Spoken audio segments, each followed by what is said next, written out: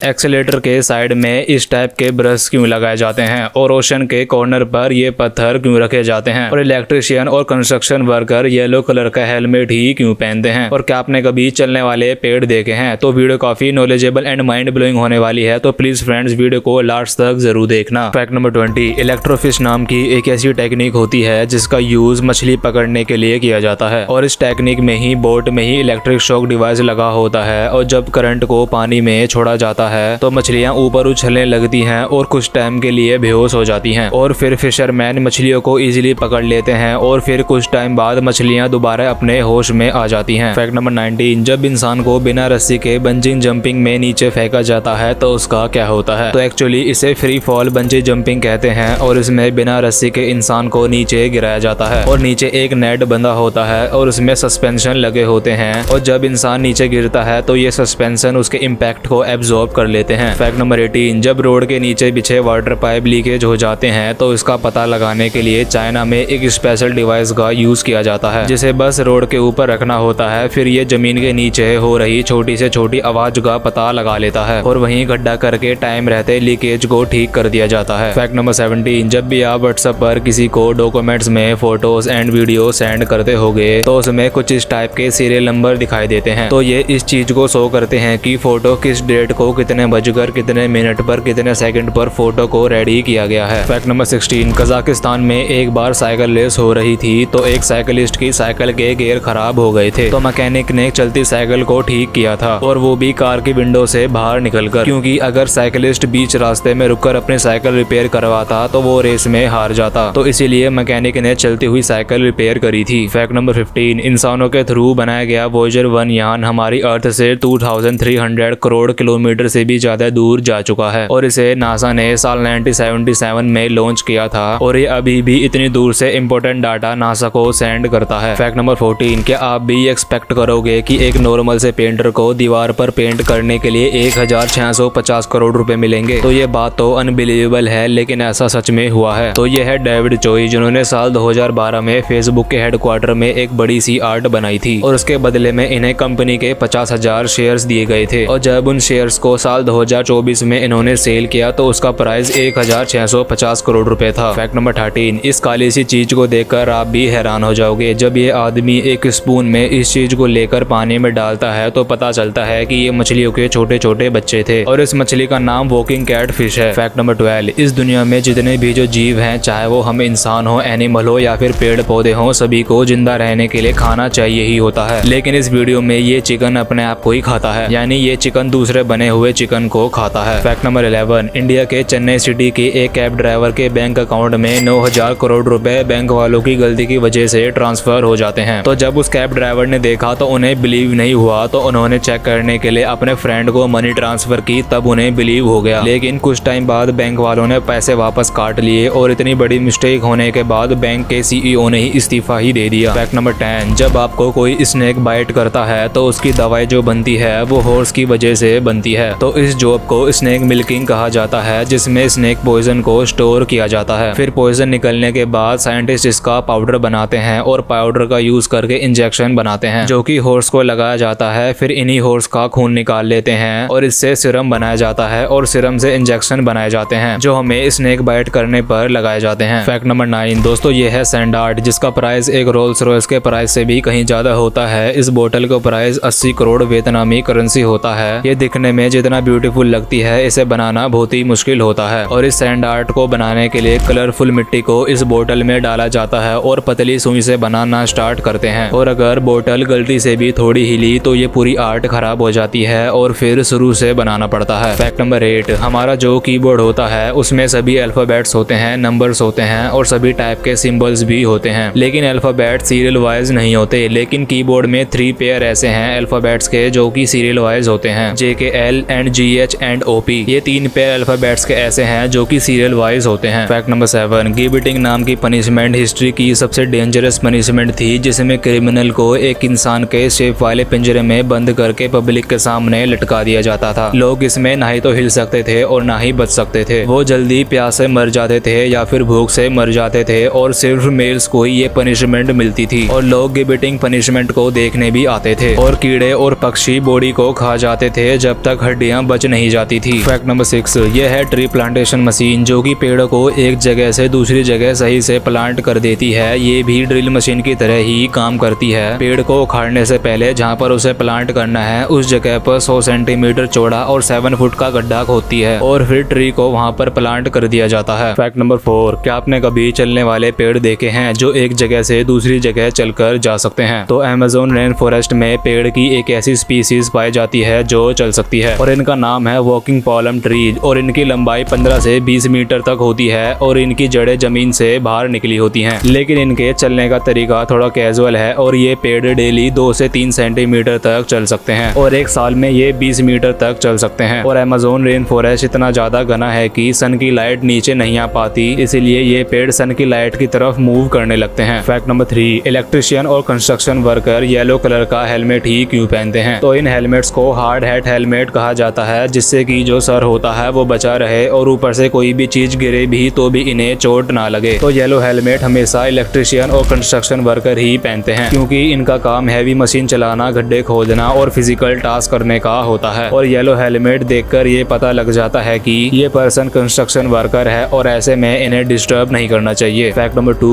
Ocean के corner पर ये पत्थर क्यों रखे जाते हैं? तो इन पत्थरों को टेट्रापोड्स कहा जाता है और इन्हें मजबूत और डेंजरस लहरों से सिटी की सेफ्टी रखने के लिए बनाया गया है, क्योंकि ओशन की तेज लहरें कॉर्नर से टकराती हैं और दूर तक वाइब्रेशन जाती है। इसीलिए इन टेट्रापोड्स को डाल दिया गया और एक टेट्रापोड का वेट 2 से 10 टन तक का हो सकता है। फैक्ट नंबर 1, एक्सीलेटर के साइड में इन ब्रशेस को क्यों लगाया जाता है? काफी लोग इसका यूज अपने फुटवियर को क्लीन करने के लिए करते हैं। तो एक्सीलेटर आपको हर शॉपिंग मॉल और रेलवे स्टेशन पर मिल जाएंगे, लेकिन आपको कभी भी इन पर लूज स्लीपर्स पहनकर नहीं चढ़ना चाहिए, क्योंकि लूज स्लीपर्स इनके बीच में बने जॉइंट में भी फंस सकते हैं। और साइड में इन ब्रशेस को इसलिए लगाया जाता है ताकि इस लाइन से आगे लोग ना बढ़ें, क्योंकि इस लाइन से आगे बढ़ने पर आप एक्सीलेटर में भी फंस सकते हैं। अगर आपने ये वीडियो यहाँ तक देख ली तो इस वीडियो को एक लाइक जरूर करना और अपने फैमिली और फ्रेंड के साथ शेयर जरूर करना और कमेंट करके जरूर बताना वीडियो कैसी लगी और चैनल को सब्सक्राइब करके बेल आइकन जरूर ऑन कर लेना।